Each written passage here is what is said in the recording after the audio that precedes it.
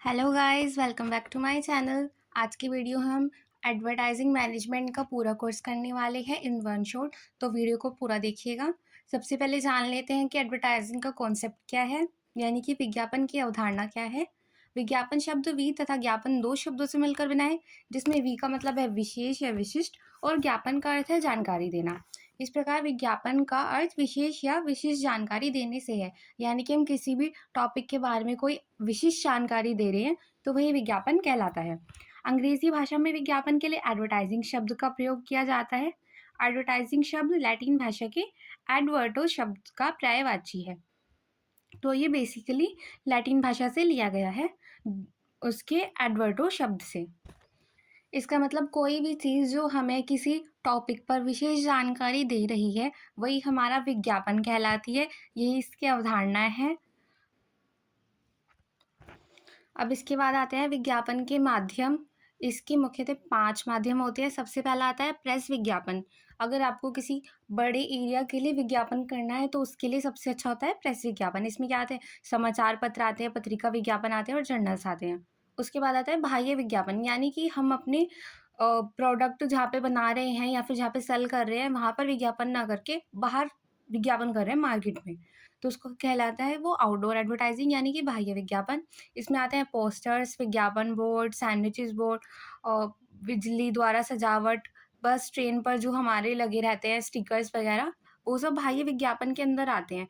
ये भी एक बड़े एरिया को कवर करते हैं। जैसे पोस्टर्स वगैरह आपने देखे होंगे मार्केट में, बहुत सारे प्रोडक्ट्स के पोस्टर्स लगे रहते हैं, बोर्ड्स लगे रहते हैं। उसके बाद आता है डाक द्वारा प्रत्यक्ष विज्ञापन, यानी कि हम पर्सनली डाक भेज रहे हैं अपने कंज्यूमर को या पोटेंशियल कंज्यूमर को, तो वो हमारा डाक द्वारा प्रत्यक्ष विज्ञापन कहलाता है। अब इसमें आते हैं हमारे विक्रय पत्र, सूची पत्र, व्यक्तिगत पत्र या फोल्डर्स। उसके बाद आता है हमारा क्रय बिंदु विज्ञापन, यानी कि जहाँ पर हम चीज़ें बेच रहे हैं, जो कंज्यूमर का हमारा परचेज पॉइंट है, वहाँ पर हम जो विज्ञापन कर रहे हैं वो हमारा क्रय बिंदु विज्ञापन कहलाता है। इसमें आते हैं वातायन सजावट, यानी कि जब हम सजा कर रखते हैं वहाँ पे काउंटर विज्ञापन, यानी कि जो हम काउंटर पे बैन पोस्टर्स लगाते हैं या फिर वहाँ पे हम कैटलॉग्स वगैरह रखते हैं काउंटर पे प्रोडक्ट के बारे में बताने के लिए, अवेयर करने के लिए, वही हमारा क्रय बिंदु विज्ञापन कहलाता है। उसके बाद आते हैं मनोरंजन एवं अन्य विज्ञापन, यानी कि जब हम एंटरटेनमेंट के साधन यूज़ कर रहे हैं विज्ञापन करने के लिए, वही हमारा मनोरंजन एवं अन्य विज्ञापन कहलाता है। जैसे टीवी, सिनेमा, प्रदर्शनियाँ, लाउडस्पीकर, उपहार। अब टीवी पे एड्स आ रहे हैं, हम मूवी देखने जा रहे हैं, वहाँ पे एड्स आ रहे हैं, प्रदर्शनी एग्जीबिशंस कर रहे हैं हम, लाउडस्पीकर पे हम प्रचार कर रहे हैं, लोगों को बता रहे हैं, और उपहार उनको फ्री सैंपल्स या गिफ्ट्स दे रहे हैं ताकि उनको प्रोडक्ट के बारे में पता चले। तो ये भी एडवर्टाइजिंग के हमारे मीडियम से माध्यम है कि कैसे हम अपने प्रोडक्ट को कंज्यूमर तक पहुंचाएं और उनको उसके बारे में विशेष जानकारी प्रदान करें। अब इसके बाद आता है पब्लिसिटी या प्रचार क्या है। प्रचार के अंतर्गत सूचनाओं, नीतियों, नियमों, सिद्धांतों एवं समाचारों आदि को प्रसारित किया जाता है। इनका उद्देश्य जनसाधारण तक अपने विचारों को पहुंचाना है, चाहे वे उनके विचारों से प्रभावित हो अथवा नहीं। यानी कि हम लोगों तक अपना मैसेज पहुंचा रहे हैं, अब वो फ़र्क नहीं पड़ता कि वो प्रभावित हो रहे हैं या नहीं हो रहे हैं, वही हमारा प्रचार कहलाता है। इसके लिए प्रचारक को कोई भुगतान नहीं करना पड़ता, अपितु यह तो निःशुल्क ही होता है। यानी कि प्रचार कोई अपने आप से नहीं करा रहा, जैसे कि कोई हमारे प्रोडक्ट के बारे में रिव्यू दे रहा है, वो एक तरह से हमारे प्रोडक्ट का प्रचार कर रहा है, पर हम उसको कंट्रोल नहीं कर सकते कि क्या वो पॉजिटिव ही रिव्यू देगा या फिर वो नेगेटिव भी दे सकता है। तो इसलिए हम उसको कोई पैसे नहीं दे रहे, वो अपने आप से हमारे प्रोडक्ट के बारे में रिव्यू कर रहा है कि हाँ भाई यह हम इनको 4 स्टार देना चाह रहे हैं, 5 स्टार देना चाह रहे हैं, या फिर आप उस मार्केट से ले लीजिए, उनका प्रोडक्ट अच्छा है, या फिर वहाँ से मत लीजिए, वो प्रोडक्ट अच्छा नहीं है। तो इस पर हमारा कोई कंट्रोल नहीं है, पर हमारी पब्लिसिटी हो रही है। यह मांग में अव्यक्तिगत रूप में वृद्धि करता है, क्योंकि हमने प्रोडक्ट के बारे में कोई पब्लिसिटी नहीं किया, अपने आप पब्लिसिटी हो रही है। पर अगर हम किसी को बोलेंगे भाई वहाँ उस शॉप पे बहुत अच्छे कपड़े मिलते हैं, हम रिकमेंड करेंगे, एक तरह से हम उनकी पब्लिसिटी कर रहे हैं, और उससे क्या होगा, हम जिन लोगों को बताएंगे पोटेंशियल कस्टमर्स को, वो वहाँ पे जाएंगे, वहाँ से शॉपिंग करेंगे, तो उससे हमारी बिक्री में वृद्धि होगी, मांग में प्रोडक्ट की हमारी वृद्धि होगी। यही हमारी पब्लिसिटी कहलाती है। पब्लिसिटी के लिए हमें कोई पैसे नहीं देने पड़ते, अव्यक्तिगत होती है, इस पे हमारा कंट्रोल नहीं होता, और ये पॉजिटिव या नेगेटिव हो सकती है। ये इसके मेन पॉइंट्स हैं। अब इसके बाद आता है जनसंपर्क यानी कि पब्लिक रिलेशंस। जनता के साथ, नॉर्मल लोगों के साथ हमारा रिलेशंस कैसा है, वही हमारा पब्लिक रिलेशन कहलाता है। जनसंपर्क से आशय किसी भी व्यावसायिक संगठन तथा जनता के बीच संचार संबंधों से है। जनता का अमुक व्यावसायिक संगठन और इसके उत्पादों के बारे में क्या मत है, इस बात से व्यावसायिक संगठन को अवगत कराना जनसंपर्क का प्रमुख उद्देश्य होता है। यानी कि हम उसके बारे में बताएं और व्यावसायिक संगठन को बताएं कि हमारा जनता के साथ कैसा रिलेशन है, कि वो हमारे प्रोडक्ट के बारे में, हमारी कंपनी के बारे में क्या सोचते हैं, वही हमारी पब्लिक रिलेशंस कहलाते हैं। इसके लिए पीआर टीम हायर की जाती है जो मैनेज करती है कि हमारा जनता के साथ, हमारी जनता में कैसी इमेज है, पॉजिटिव इमेज क्रिएट करते हैं वो, और साथ ही साथ हमारे प्रोडक्ट के बारे में, हमारी ओवरऑल कंपनी के बारे में पॉजिटिव इमेज क्रिएट की जाती है, ताकि लोगों को हमारे प्रोडक्ट के बारे में पता चले, वो अवेयर हो, वो हमारा प्रोडक्ट बाय करें इसके लिए, और उनका हमारे प्रति विश्वास जागृत हो। इसके लिए पीआर टीम्स यानी कि पब्लिक रिलेशन टीम्स हायर की जाती हैं। अब इस जनता में आते हैं हमारे 4 तरह के लोग। सबसे पहले हमारे कंज्यूमर यानी कि ग्राहक, उसके बाद हमारे अंशधारी, हमारे शेयर होल्डर्स, कर्मचारी और समुदाय यानी कि कोई विशेष कम्युनिटी हमारी एरिया के अकॉर्डिंग हो सकती है, हमारी एज के अकॉर्डिंग हो सकती है, उन सबके साथ, क्योंकि हमारे प्रोडक्ट रिलेटेड कि भाई हम वो प्रोडक्ट किस एज तक या किस इनकम तक सेल कर रहे हैं, उसके अकॉर्डिंग ग्रुप हो गए हमारे। तो ये 4 ग्रुपों में बटे रहते हैं ताकि इन लोगों के साथ हमारे अच्छे रिलेशन बने। इसके लिए पब्लिक रिलेशंस पर ध्यान दिया जाता है। इसके बाद आता है हमारा डैगमार मॉडल। ये मॉडल काफ़ी इम्पोर्टेंट है। सन 1961 में रसेल एच कॉले ने association of national advertiser USA के तत्वाधान में एक पुस्तक लिखी जिसका नाम था defining advertising goals for measured advertising result. इस पुस्तक के नाम के प्रथम अक्षरों से बनाया गया परिवर्णी शब्द है डगमार। तो डगमार मॉडल बेसिकली क्या करता है, ये हमारे विज्ञापन के उद्देश्यों को चयन करने की विधि है कि हमारा जो हम एडवर्टाइज कर रहे हैं, हम उसको किस बेस पे, किस उद्देश्य पर चयन कर रहे हैं। फिर उसके बाद हमारे विज्ञापन के उद्देश्यों के परिणाम क्या है। हमने जो विज्ञापन, हमारा अगर हमने कोई ऐड लॉन्च किया है, सबसे पहले हम उसका उद्देश्य ढूंढेंगे। उसके बाद हम उसके परिमाणात्मक प्रभाव को देखेंगे। उसके बाद हम उसकी प्रभावशीलता नापेंगे कि जैसे हमने कितने ऑडियंस को अपने टारगेट ऑडियंस बनाया था और उनमें से कितनों तक पहुंचा है, हमारा किस तरह वर्क कर रहा है हमारा एडवर्टाइजिंग, क्या वो सही वे में जा रहा है। और फिर इससे हमारी क्या होगी, प्रभावशीलता नापेंगे, और जो कुछ कमी रही है हमारी एडवर्टाइजिंग में उसको दूर करेंगे। तो हमें ओवरऑल करना क्या है, डगमार मॉडल के अकॉर्डिंग, कि हमें अपने विज्ञापन का उद्देश्य जानना है, उसके परिणामों को देखना है और फिर उनकी तुलना करनी है, जो हमारा ओवरऑल हमने अपना टारगेट बनाया था कि हमारा उसका क्या प्रभाव है। यही हमारा डगमार मॉडल है। इसका आपको सन और इनके फाउंडर याद रखने की काफ़ी ज़रूरत है, जो सन 1961 में हुआ था। रसेल एच कोले द्वारा लिखी पुस्तक का नाम था ये डगमार। इसके बाद आता है हमारा विज्ञापन बजट यानी कि एडवर्टाइजिंग बजट। विज्ञापन बजट वह नियोजित राशि है जिसे कंपनी अपने उत्पादों या सेवाओं के प्रचार के लिए आवंटित करती है। यानी कि कंपनी ने अपनी सेवा या उत्पादों के लिए, जो प्रचार के लिए जो राशि अलग से निकाल के रखी है कि आप इसको यूज़ कर सकते हैं, वही हमारा विज्ञापन बजट है। इसमें मीडिया खरीद, रचनात्मक विकास, उत्पादन और अभियान प्रबंध से संबंधित लागतें शामिल हैं। यानी कि जो भी हमारी एडवर्टाइजिंग से रिलेटेड जो भी हमारे सब खर्चे हैं, सब लागतें हैं, वो इसमें शामिल है। यह बजट कंपनियों को संसाधनों का कुशलतापूर्वक प्रबंध करने और विपणन उद्देश्यों को प्राप्त करने में मदद करता है। यानी कि हम अपने संसाधनों का, जो हमारे रिसोर्स है, उनका कुशलतापूर्वक मैनेज करें उनको, और अपने विपणन के, मार्केटिंग के उद्देश्यों को प्राप्त करें, इसलिए ये बजट बनाया जाता है। और इस बजट को बनाने की काफ़ी विधियाँ हैं, अब हम उनके बारे में जान लेते हैं। अब सबसे पहले विधि आती है हमारी क्षमता अनुसार विधि, यानी कि एक कंपनी कितना बजट अफोर्ड कर सकती है विज्ञापन के लिए, वही हमारी क्षमता अनुसार विधि है कि हम कितने रुपए इजीली खर्च कर सकते हैं अपनी एडवर्टाइजिंग में। उसके बाद आता है विक्रय प्रतिशत विधि, यानी कि हम सेल्स का कुछ परसेंट, कि हम अगर हमारी 100 रुपये की सेल्स हो रही है तो हम उस पर 2% यानी कि 2 रुपये एडवर्टाइजिंग में खर्च कर सकते हैं। ये इस तरह निश्चित किया जाता है कि हमारी जितनी सेल्स होगी उसका परसेंटेज फिक्स कर दिया जाएगा कि आप इतने रुपये एडवर्टाइजिंग में खर्च कर सकते हैं उस प्रोडक्ट के लिए। उसके बाद आता है प्रतिस्पर्धा क्षमता विधि, यानी कि हमारे जो कॉम्पिटिटर्स हैं वो किस तरह से उस पर बजट पर प्रोडक्ट, जैसे हमारा कोई सिमिलर प्रोडक्ट है और हमारे कॉम्पिटिटर्स उस पर बहुत ज़्यादा खर्च कर रहे हैं, तो हम उसके अकॉर्डिंग प्रतिस्पर्धा को समता यानी कि मैनेज करने के लिए अपना बजट बनाएँगे एडवर्टाइज़िंग का और फिर उस पर खर्च करेंगे। उसके बाद आता है लक्ष्य एवं कार्यविधि, यानी कि किसी एक पर्टिकुलर टास्क के लिए, किसी विशेष कार्य के लिए अगर हम बजट बना रहे हैं तो हम उसमें लक्ष्य एवं कार्यविधि का प्रयोग करते हैं। इसमें देखा जाता है कि उस प्रोडक्ट की या उस टास्क की कितनी वैल्यू है, उसकी उस पे हमारा व्यय कितना आएगा और अगर हम उस पे एडवर्टाइज़िंग कर रहे हैं तो उससे प्रॉफ़िट कितना होगा। इन सब के आधार पर उस एक विशेष टास्क के लिए जो हमारा बजट तैयार किया जाता है, उसके लिए लक्ष्य एवं कार्यविधि का यूज़ किया जाता है। उसके बाद आती है निवेश लाभ विधि, यानी कि अगर हम एडवर्टाइज़मेंट में कितने रुपए इन्वेस्ट कर रहे हैं और उससे हमारी रिटर्न कितनी आ रही है, उसके आधार पर निवेश लाभ विधि का प्रयोग किया जाता है। मान लीजिए कि आपने अपने एडवर्टाइज़मेंट पर ₹100 खर्च किए हैं, पर आपको उससे फ़ायदा केवल ₹10 का हो रहा है, तो आप ऐसे में एडवर्टाइज़मेंट रोक देंगे। पर वहीं अगर आपको ₹100 लगाने पर ₹120 का फ़ायदा हो रहा है, तो आप अपना एडवर्टाइज़मेंट जारी रखेंगे।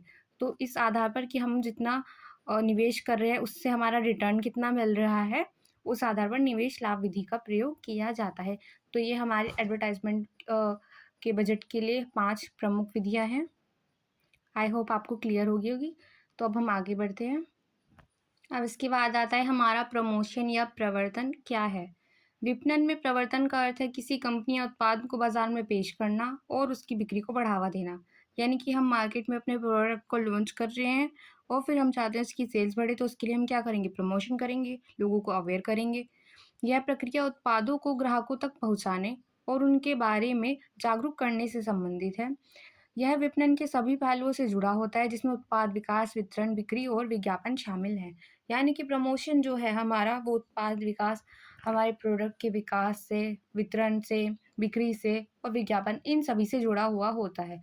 क्योंकि हम क्या कर रहे हैं, प्रमोशन के अंतर्गत हम सिर्फ़ अपने प्रोडक्ट को प्रमोट कर रहे हैं। हम उसको पेश कर रहे हैं ताकि उसकी बिक्री बढ़े, वही हमारा प्रमोशन कहलाता है।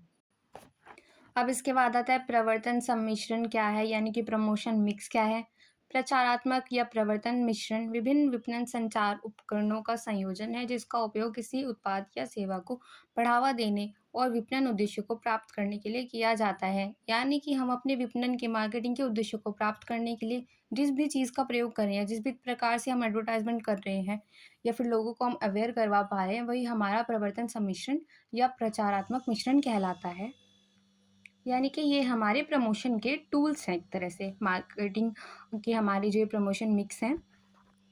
अब इसके बाद आता है प्रवर्तन अंतर्लय या फिर हमारे प्रमोशन मिक्स के संगठन या अंग।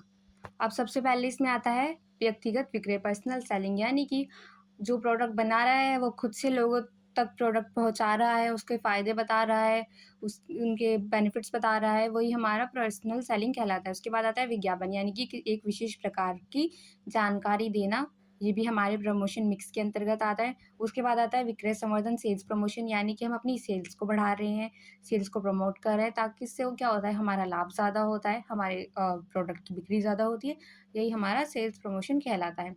उसके बाद पब्लिसिटी, पब्लिसिटी पे हमारा कंट्रोल नहीं होता, पर इससे क्या होता है, हमारी सेल्स बढ़ती है, हमारे प्रोडक्ट को प्रमोट किया जाता है, लोगों तक उसके बारे में पहुंचाया जाता है, तो पब्लिसिटी भी हमारे प्रमोशन मिक्स के अंतर्गत आता है। उसके बाद आता है जनसंपर्क, यानी कि हम अपनी पीआर मैनेज कर रहे हैं, हम जनता के साथ हमारा कैसा संपर्क है, उससे हमारी ब्रांड की छवि बनती है, हमारी कंपनी की छवि अच्छी बनती है, तो लोग हमारे प्रोडक्ट को खरीदेंगे और एक प्रकार से हमारा प्रोडक्ट प्रमोट होगा। अब क्रय स्थान पर प्रदर्शन, यानी कि हम जहाँ पर प्रोडक्ट को बेच रहे हैं, वहीं पर हम प्रोडक्ट के बारे में पोस्टर्स या बैनर्स कुछ लगा रहे हैं ताकि लोगों को प्रोडक्ट के बारे में पता चले, तो इससे भी क्या हो रहा है, हमारे प्रोडक्ट का प्रमोशन हो रहा है। और उसके बाद पैकेजिंग, क्योंकि पैकेजिंग के थ्रू हम उसके बेनिफिट्स बताते हैं, उसके फ़ायदे बताते हैं कि अगर कोई, हम बाय चांस कोई खाने की चीज़ बेच रहे हैं तो हम उसमें लिख सकते हैं कि ये लेस ऑयल है, हेल्थ के लिए अच्छा है, या फिर ये मल्टीग्रेन से बना है तो आपकी हेल्थ के लिए अच्छा रहेगा। तो इस तरह से पैकेजिंग के थ्रू भी हम अपने प्रोडक्ट की क्वालिटी बताते हैं, जिससे क्या होता है, हमारा प्रोडक्ट प्रमोट होता है, उसे पता चलता है कि भाई हाँ, ये प्रोडक्ट बेटर है, हमें इस प्रोडक्ट को खरीदना चाहिए। तो ये सब हमारे प्रमोशन मिक्स के हमारे संगठक या अंग हैं। अब इसके बाद आता है हमारा सेल्स प्रमोशन, यानी कि विक्रय संवर्धन। विक्रय या बिक्री संवर्धन एक विपणन रणनीति को संदर्भित करता है जहां एक व्यवसाय अपने उत्पाद या सेवा के लिए रुचि या मांग बढ़ाने के लिए एक अस्थायी अभियान या प्रस्ताव का प्रयोग करता है। ये अभियान अक्सर खरीदारों को आकर्षित करने के लिए छूट या अन्य ग्राहक प्रोत्साहन का रूप लेते हैं। यानी कि जब हम थोड़े टाइम के लिए अपने सेल्स में वृद्धि करना चाहते हैं तो हम क्या कर सकते हैं, हम अपने प्रोडक्ट पर डिस्काउंट दे सकते हैं, एक्स्ट्रा गिफ्ट दे सकते हैं। इससे क्या होगा, ये अभियान हमारी सेल्स को प्रमोट कर देगा। जैसे कि आपने सुना होगा कि अभी 10% ऑफ चल रहा है किसी प्रोडक्ट पर टर्म एंड कंडीशन अप्लाई या फिर लिमिटेड टाइम ऑफर। उसमें क्या होता है, ये लिमिटेड टाइम के लिए होता है, पर अगर ये लगता है भी अभी कि पता नहीं ये 2-3 महीने के लिए होगा तो चलो अभी प्रोडक्ट खरीद लेते हैं कि बाद में खरीदने गए ऑफर खत्म हो गया तो डिस्काउंट नहीं मिलेगा। तो इससे हमारी सेल्स एकदम से बूस्ट हो जाती है, क्योंकि ये रहता है ना कि ये लिमिटेड टाइम के लिए है, तो अभी खरीद लो, बाद में हमें डिस्काउंट नहीं मिलेगा। या फिर कोई फ्री गिफ्ट आ रहा है तो लोग ऐसे में ज़्यादा, हमारे ग्राहक जो हैं वो प्रोत्साहित होते हैं कि प्रोडक्ट तो हमें खरीदना ही है सिमिलर, ये खरीद लेते हैं, इस पे गिफ्ट मिल रहा है। तो इससे क्या होती है, हमारी सेल्स जो होती है वो प्रमोट होती है, हमारी सेल्स बढ़ती है। और ये हम अल्पकाल के लिए देता है, क्योंकि अगर हम प्रोडक्ट पर हर टाइम, जैसे कि आपने बोल दिया कि हमारे प्रोडक्ट पर हर टाइम ही 10% ऑफ है, तो उससे क्या होगा, वो अपनी कहते हैं प्रोत्साहित नहीं होंगे कि भाई ठीक है, अगर हम आज ले रहे हैं तब भी 10% ऑफ मिल रहा है, हम 2 महीने बाद ले रहे हैं तब भी 10% ऑफ मिल रहा है, तो बाद में देख लेंगे। तो इससे हमारी सेल्स प्रमोट नहीं होती। तो इसलिए अल्पकाल के लिए निश्चित किया जाता है, ताकि कंज्यूमर के माइंड में रहे कि अभी ऑफ़र है, आप ले सकते हैं अभी, आपको डिस्काउंट मिल जाएगा, बाद में ये ऑफ़र नहीं रहेगा। तो ये हमारी सेल्स बूस्ट करने का एक तरीका है, जिसको बोलते हैं हम विक्रय संवर्धन। अब इसके बाद आता है नियोजित विक्रय प्रक्रिया, द प्लान्ड सेलिंग अप्रोच। अगर हम किसी भी कंज्यूमर को अपना प्रोडक्ट बेच रहे हैं तो उससे पहले हम कुछ प्लान करेंगे कि किस तरह से उसको प्रोडक्ट भेजना है। वही हमारी नियोजित विक्रय प्रक्रिया कहलाती है। क्योंकि ऐसे तो नहीं कर सकते हम कि हम दुकान हमने खोली, हमने कुछ सोचा नहीं, कोई कंज्यूमर प्रोडक्ट है, उसने कहा भाई हम 500 रुपये का दे रहे हैं और हमने दे दिया। हम उससे पहले कुछ प्लान करते हैं, कुछ अपनी रणनीति बनाते हैं, उसके आधार पर हम कंज्यूमर को प्रोडक्ट बेचते हैं। तो इसके बारे में प्रोफेसर ग्रीफ ने डेफिनेशन दी है। विक्रय प्रक्रिया एक क्रमबद्ध अनुक्रम है जो संभावित ग्राहकों को कुछ निर्णय करने में मार्गदर्शन करती है। यह वह ढांचा है जिस पर विक्रय प्रस्तुतिकरण का निर्माण किया जाता है। यानी कि हमारे जो कंज्यूमर है, हमारा संभावित ग्राहक है, वो अभी डिसीजन नहीं ले पा रहा है वो प्रोडक्ट को खरीदे या ना खरीदे, तो हम इस प्रक्रिया के द्वारा उसको एक मार्गदर्शन देते हैं कि आपको ये प्रोडक्ट खरीदना चाहिए। इसके आधार पर हम क्या करते हैं, विक्रय का प्रस्तुतिकरण करते हैं, उसको प्रोडक्ट्स दिखाते हैं। तो यही हमारी नियोजित विक्रय प्रक्रिया कहलाती है। अब हमारे विक्रय प्रक्रिया के क्या चरण हैं? विक्रय कला के प्रमुख विशेषज्ञ हार्वर्ड एंड कैसन ने षष्ठपदीय यानी कि 6 पदों वाले विक्रय अनुक्रम अपनाने का सुझाव दिया है।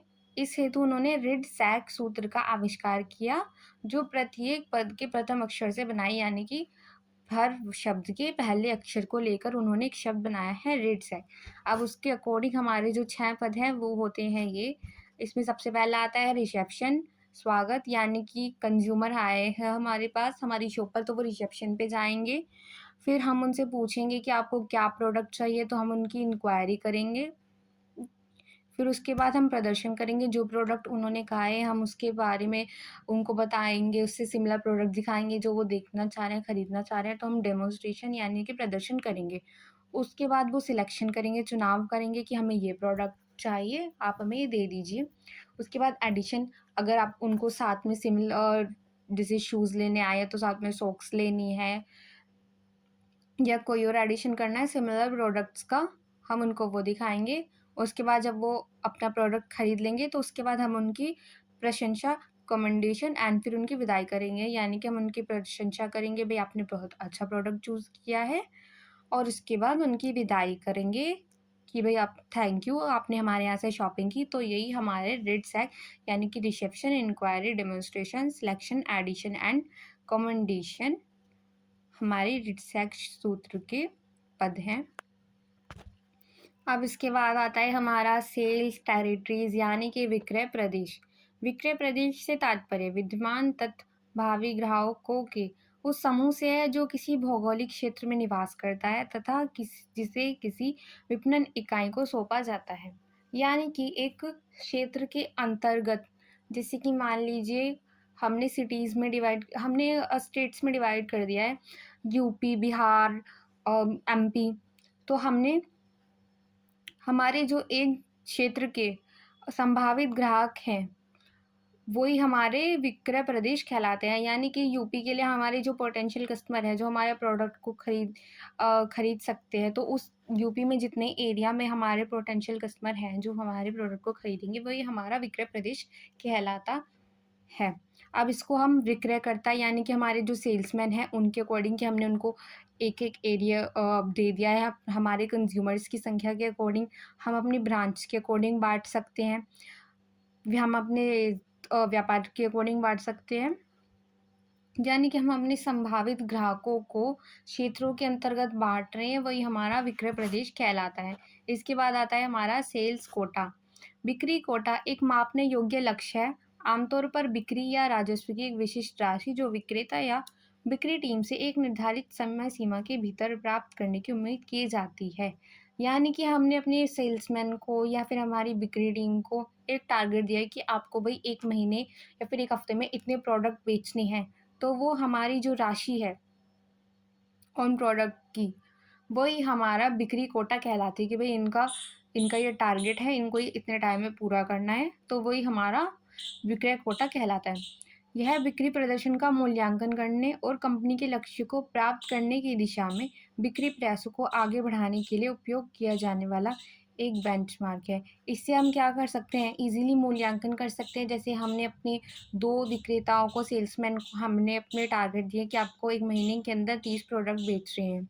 अब उनमें से एक बेच रहा है 27, दूसरा बेच रहा है 32, तो हम ईज़िली नाप सकते हैं, ईज़िली उनका मूल्यांकन कर सकते हैं कि कौन बेटर काम कर रहा है। और इससे क्या होता है, जब हम टारगेट फिक्स कर देते हैं, तो वो अपना टारगेट अचीव करने की पूरी कोशिश करते हैं कि हमें भाई 30 प्रोडक्ट करने हैं। अगर भाई हमने कम करे हैं, दूसरे ने ज़्यादा करे हैं, तो क्या होगा, हमारी पे कम हो जाएगी या फिर हमारी इतनी वैल्यू नहीं रहेगी, हमें काम नहीं मिल पाएगा। तो उस अकॉर्डिंग वे क्या करते हैं, मोटिवेटेड होते हैं कि हमें अपना टारगेट पूरा करना है। तो इससे क्या होती है, हमारी सेल्स प्रमोट होती है। तो यही हम और तो जो हमने लिमिटेड टाइम के लिए हमारा सेल्स के लिए या फिर एक राशि के लिए जो हमने टारगेट निश्चय किया है कि आपको ये बेचना है, वही हमारी विक्रय कोटा कहलाती है। अब इसके बाद आती है अभिप्रेरणा। अगर हमें किसी से काम कराना है तो उसको मोटिवेट करने की भी ज़रूरत है। तो मैकफार्लैंड ने इसकी डेफिनेशन दी है। अभिप्रेरणा का संबंध किसी कर्मचारी या अधीनस्थ के मन मस्तिष्क में कार्य कर रही उन शक्तियों से है जो उसे किसी कार्य को निश्चित विधियों से करने या नहीं करने के लिए प्रेरित करती है। यानी कि जो हमने अभी सोचा हुआ है कि हमें काम करना है या नहीं करना है, हम कुछ फिक्स नहीं कर पा रहे, तो मोटिवेशन से क्या होगा, हम डिसाइड कर पाएंगे कि हाँ भाई हमें ये काम करना है या फिर हमें ये काम बिल्कुल नहीं करना है, हम एक डिसीजन ले पाएंगे। तो यही मोटिवेशन कहलाती है। अब मोटिवेशन की विधियाँ देख लेते हैं। इसके अंतर्गत हमारे अभिप्रेरणाओं को 3 भागों में वर्गीकृत किया है। सबसे पहला आती है धनात्मक या ऋणात्मक या नकारात्मक अभिप्रेरणा। धनात्मक का या सकारात्मक का मतलब है कि अगर आप अपने एम्प्लॉयज़ को अवार्ड दे रहे हैं कि भई अगर आपने अपना टारगेट अचीव किया, आपको प्राइज़ मिलेगा, बोनस मिलेगा, तो वही हमारी धनात्मक कहलाती है। क्या होता है, उससे उनके अंदर एक पॉज़िटिविटी आती है कि भई हमें अपना टारगेट करना चाहिए, इससे हमें कुछ बेनिफिट होगा। और नकारात्मक का मतलब है कि अगर आप अपने एम्प्लॉयज़ को कह रहे हैं कि अगर आपने अपना टारगेट कंप्लीट नहीं करा तो आपकी पे कम कर दी जाएगी या फिर आपको ओवरटाइम करना पड़ेगा अपना टारगेट पूरा करने के लिए। तो उससे उनके अंदर एक नेगेटिव इम्पैक्ट क्रिएट होता है कि भई अगर हमने अपना टारगेट नहीं किया कंप्लीट तो हमें नुकसान होगा, तो हमें वो करना होगा। तो ये इसकी नकारात्मक और सकारात्मक विधि हैं। इसके बाद आता है बाह्य एवं आंतरिक अभिप्रेरणा।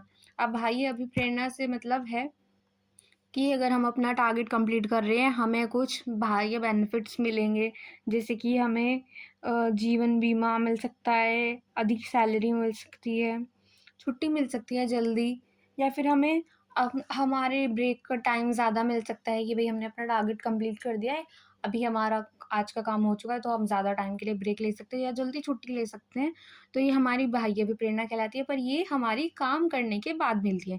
उसके बाद आंतरिक अभिप्रेरणा का मतलब है हमारे अंदर अपने आप से मोटिवेशन आ रही है कि हम एक ज़िम्मेदार अपने एम्प्लॉयी हैं, तो हमें अपना टारगेट अच्छी तरह से करना चाहिए। वही हमारी आंतरिक प्रेरणा है, जो हमें खुद से मोटिवेट कर रही है। उसके बाद आती है वित्तीय या अवित्तीय प्रेरणा। अब जो वित्तीय प्रेरणा है इसका मतलब है हमारी कैश से रिलेटेड जो प्रेरणा है, जैसे कि हमें बोनस मिल रहे हैं या हमें अब एक्स्ट्रा ओवरटाइम के लिए पे मिल रहा है।